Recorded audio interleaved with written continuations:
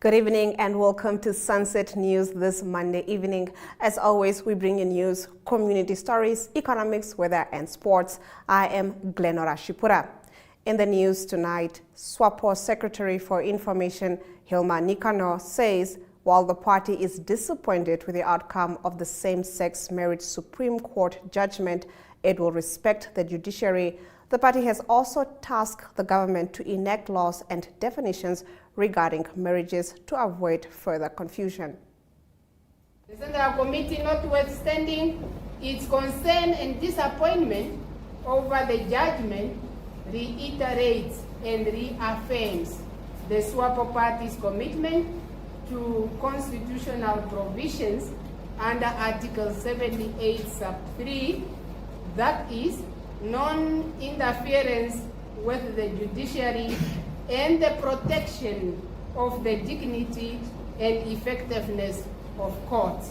The Central Committee, having carefully considered and reflected on the matter, therefore resolved to direct government to immediately take executive and legislative steps aimed at introducing a Namibian law compliant definition of the word spouse into the Immigration Control Act, which definition will inevitably modify, not repeal, the common law principle applied by the Supreme Court only for purposes of Section 2, Sub 1C of the Immigration Control Act, of the Act, my apologies.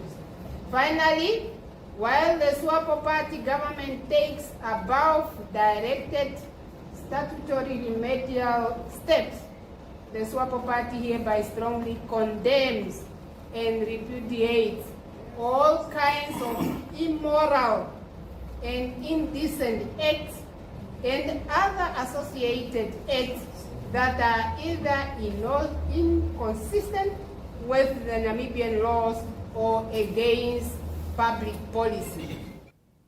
Peya Mushelenga, the Minister of Information and Communication Technology, in his keynote address emphasized that public institutions in Namibia face a daunting challenge of how best to use the emerging digital media ecosystems. This was at the Ministry of Information and Communication Technology Review Workshop on the implementation of a government communication strategy in Swakopmund at the Plaza Hotel. As government communication officers, we need to be properly regulated so that we do the right thing. Over the years, social media has emerged as a game changer in communicating with our stakeholders. And therefore, developing a social media guideline, it will guide you on what and when to post information and how to respond to critical and sensitive questions that seek information, doing it in a manner consistent with our democratic norms and culture, embracing consistency, transparency, and effective governance. Now, in this age of social media, public institutions face a critical challenge: how best to use emerging digital media ecosystems to communicate with the target population and stakeholders, both in terms of formulating policies as well as during the ongoing policy processes in a thorough, transparent, and timely and responsive manner. Elia Ngurare, Deputy Executive Director of Water Supply and Sanitation in the Agriculture Ministry, says that each Namibian should have access to water of adequate quantity and acceptable quality, indicating that it is a human right. Ngurare made these remarks at a recent roundtable discussion on the importance of water as a catalyst for socio-economic development in the Ohangwena region. The teacher correct, Deputy Prime Minister is correct. I don't think there is any discussion about the importance of water. None of us can say no to any of what has been said. It is true. Every person in Ohangwena, in all 14 regions, should have access to water of adequate quantity and acceptable quality, because it is a human right. And then come the component of food production, which we profoundly agree with. We would like, and I think during our strategic meeting as a ministry in April, we did discuss and we did decide that in addition to the water that we normally drill for human consumption as well as for livestock watering, we are now going to venture into food production on a small scale. In other words, we can drill boreholes for some communities so that they can be able to produce food and thereby also create employment, especially for the unemployed young people that are in various villages. Residents from Oikokola village in Sandi constituency held a peaceful demonstration today, citing a crisis of access to clean water and the destruction of mahango fields by elephants in the area. The residents further claim that they do not have a clinic, no network tower, and electricity. Omusati Regional Governor Ergenius Njala is expected to receive the petition from the residents. Let's take a look.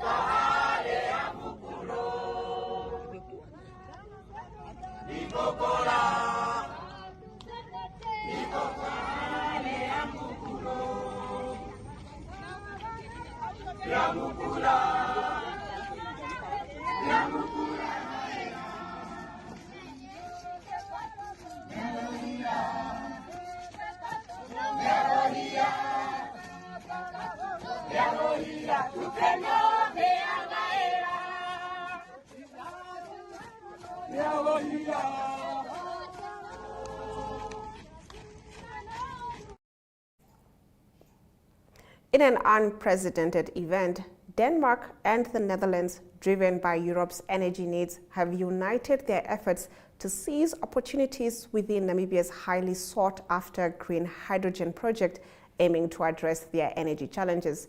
With a commitment to ensuring project success, the Netherlands have pledged various incentives, including signing a letter of intent on a visa waiver agreement with Namibia at State House yesterday, which would allow Namibians with diplomatic passports to travel without visas between the two nations.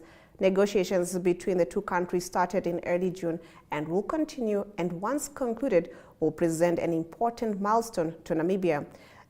Meanwhile, Denmark's Prime Minister Mette Frederiksen said they are seeking stronger relations with Namibia as the three countries share the same future and common goal to create a sustainable future.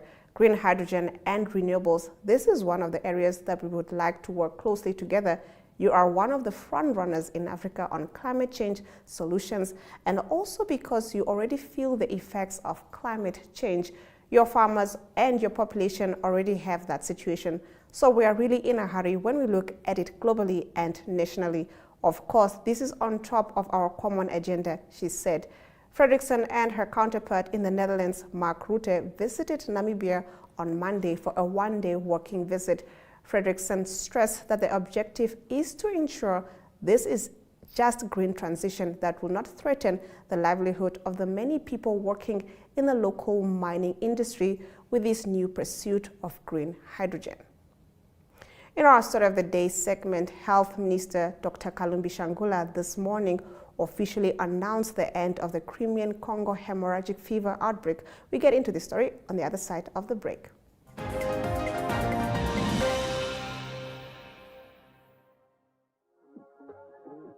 We are so excited to be kickstarting your morning with the entertainment. Everything was happening during this past weekend. Yes. Exciting news. Wow, no, she was killing it already. In my opinion, I don't see anything wrong with him serving the full term.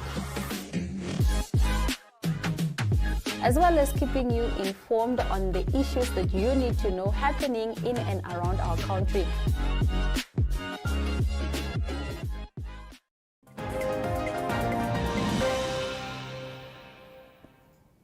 Health Minister Dr. Kalumbi Shangula this morning officially announced the end of the Crimean Congo hemorrhagic fever outbreak, which claimed the life of one person last month. He announced the launch of the National Integrated Disease Surveillance Response Technical Guideline in Windhoek this morning.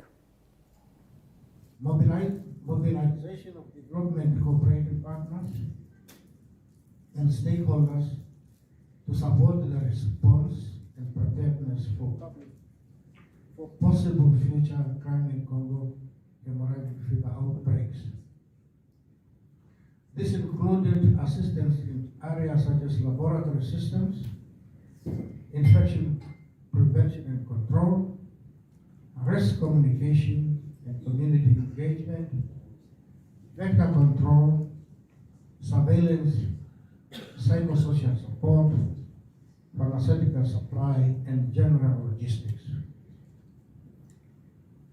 The 15th of June 2023 marked the 28th day following the demise of the confirmed case. The date is considered the last day of possible day of exposure. There has been no additional cases of Crimean Congo hemorrhagic fever detected in the country. In the consequence, I hereby declare the end of Crimean Congo hemorrhagic fever outbreak in Namibia. In our community talk segment, PEPFAR will avail $1.6 billion towards Namibia's HIV prevention, care, and treatment programs. We get into this story on the other side of the break.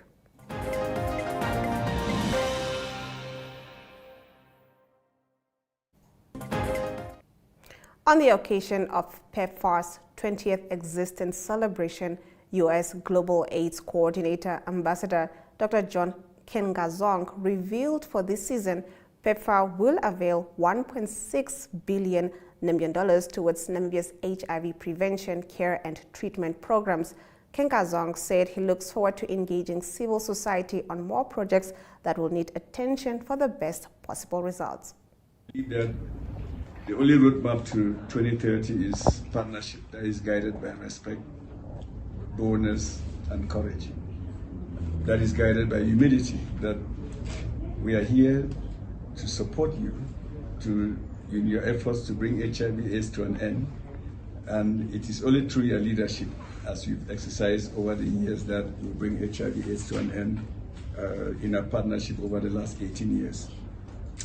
Over the last 18 years, Minister, PEPFAR has invested over 27 billion Namibian dollars.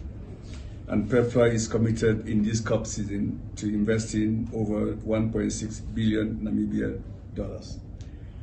I use those numbers, Minister, to assure you that when we discuss sustainability, it is not in the light of us handing over a programming to you. It is in the spirit of joint responsibility and joint accountability as we move past 2030. Strong GDP growth expected in the first quarter in Namibia. We tackle this story on the other side of the break in our economic news.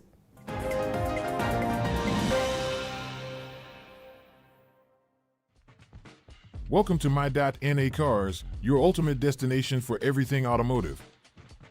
I am your host, Diana Master. Teamwork makes the dream work, right? Discover the latest models, innovative technologies, and expert insights from our passionate hosts. Learn essential maintenance tips and get exclusive behind-the-scenes access to the automotive industry. Don't miss My.NA Cars on NTV every Thursday at 2100 hours. Tune in and ignite your passion for automobiles.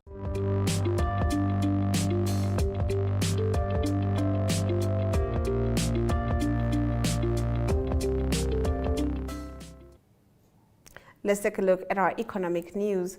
The latest high-frequency data suggests that the Namibian economy will record a robust economic expansion on an annual basis in the first quarter of 2023, PSG said. The strong growth is mainly on the back of the increase in mining activity and the ongoing post-pandemic recovery in tourism.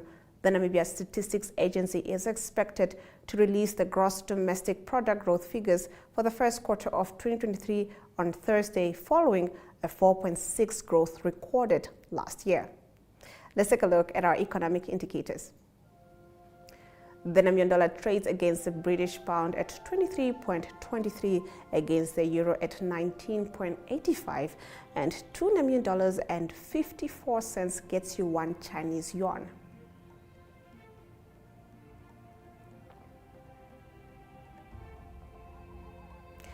Only on the commodities, only copper went up, and Brent crude oil is down 0.07%, trading at $76.15 per barrel. In the international news, China-US climate partnership vital despite differences, says Kerry. We get into this on the other side of the break.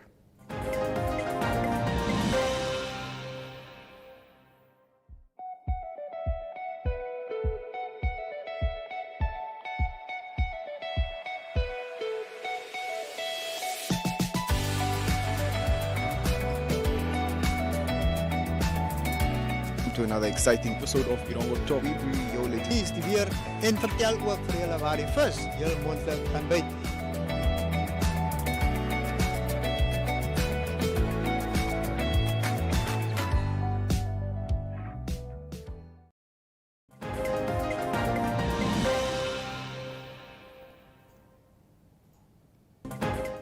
Getting into our international news, U.S. climate envoy John Kerry said earlier today that the United States and China, the world's 2 biggest greenhouse gas emitters, must create a partnership on tackling climate change without allowing bilateral differences on other issues to get in the way. Kerry spoke to Reuters in an interview just in front of St. Peter's Square after he met Pope Francis, the first official to have a private audience with the pontiff since his discharge from the hospital last Friday. The former U.S. Secretary of State said he was keen to meet with the current holder of the office, Antony Blinken, who is currently in Beijing, to help determine when Kerry will go to China for talks on averting a global climate change crisis. Kerry confirmed that he has been invited to visits in the near term, but no date has been decided. We're talking about the things we very much hope for China will be able to do together with us. We have to create a partnership here. China and the United States are the 2 largest emitters in the world, he said. No, there's no conditionality with respect to, we're talking about the things we very much hope China will be able to do, and together with us. We have to create a partnership here. China and the United States are the 2 largest emitters in the world. We're now moving, thanks to President Biden, in a very significant way. He has signed historic legislation into effect. It's having an impact already. And I think that over the course of the next months, hopefully, China-U.S.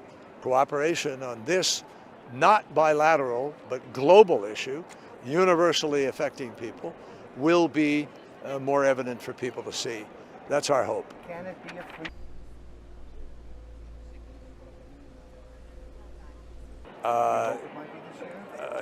Do I hope? No, I think it somewhere in the near term, but don't have date today to make an announcement about.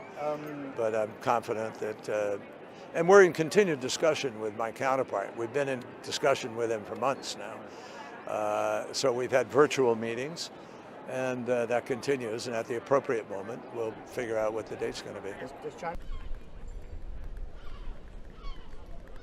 No, President Biden believes this should be freestanding. And the Chinese have said to me that they believe now it is freestanding and should be. I think there's a general agreement that you cannot let a threat to everybody, to every society, every country, every human being, that threat should not be allowed to be caught up in bilateral differences, which are real. They're real, but we have to be disciplined and try to stay on a track. And hopefully, this cooperation can open up the doors and windows of other possibilities for cooperation. We've reported.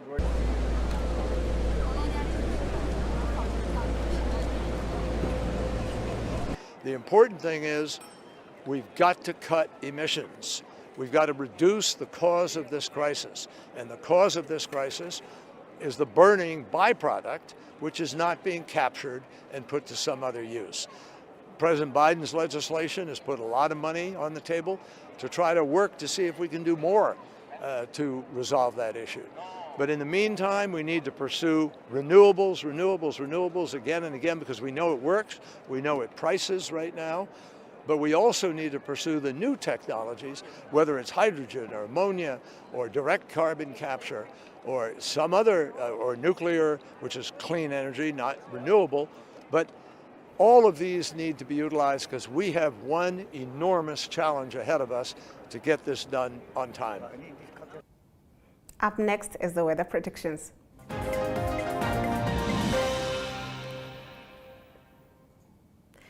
In the northern Namibia, temperatures range from 26.7 degrees Celsius to 30.3 degrees Celsius throughout the day. Clear conditions are expected with no chance of precipitation. Throughout central Namibia, temperatures range from 17.1 degrees Celsius to 23.6 degrees Celsius throughout the day. Clear conditions are expected with no chance of precipitation. In southern Namibia, temperatures range from 14.3 degrees Celsius to 23.9 degrees Celsius throughout the day. Clear conditions are expected with no chance of precipitation. In the coast, temperatures range from 15.1 degrees Celsius to 21 degrees Celsius throughout the day. Clear conditions are expected with no chance of precipitation. After the break, we'll get into your sports news.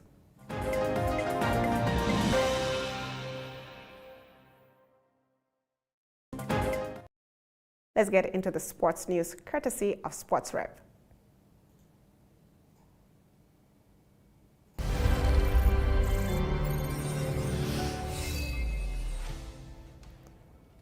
Well, good evening, viewers. On today's Sunset News, brought to you by Sports Rep, the UNAM Steenbokkies show no sign of slowing down in the Namibian Rugby Union Women's 15s League as they put inexperienced Grootfontein Bokkies to the sword in an 117-0 thrashing on Saturday. Former champions and 2022 beaten finalists FNB UNAM displayed the institutionalized big match temperament in responding to huge early pressure from the host FNB Grootfontein on Saturday. The student team took more than half an hour to get on the scoreboard while Grootfontein had taken a 12-0 lead. But the opportunism and accelerated late tempo earned them a convincing 44-17 win in the NRU, that is. Rock and Run mountain biking took place this weekend in Kleine Cooper, where we saw Kevin Lowe, who easily defeated the under-23 and elite men, while Nicola Fester, who won the elite women category.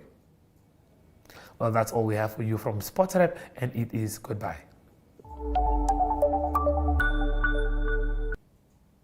We'll be getting into the news highlights shortly.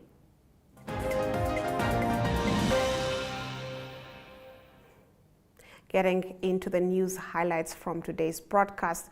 In an unprecedented event, Denmark and the Netherlands, driven by Europe's energy needs, have united their efforts to seize opportunities within Namibia's highly sought-after green hydrogen project, aiming to address their energy challenges. Peya Mushelenga, the Minister of Information and Communication Technology, in his keynote address emphasized that public institutions in Namibia face a daunting challenge of how best to use the emerging digital media ecosystems. Former champions and 2022 beaten finalist FNB UNAM displayed their institutionalized big match temperament in responding to huge early pressure from host FNB Grootfontein on Saturday. The student team took more than half an hour to get on the scoreboard, while Grootfontein had taken a 12-0 lead, but their opportunism and accelerated late tempo earned them a convincing 44-17 win in the Namibia Rugby Union's Premier League. And with that, we've come to the end of the broadcast. Make sure you join Sunset News on Facebook, on all the NMH platforms on weekdays, as well as on our website, oneuptwo.com. Sunset News screens on DSTV channel 285 and GoTV channel 25 every weekday from 7:30 p.m. to 8 p.m. I am Glenora Shipura, and this has been Sunset News. Don't end your day without us.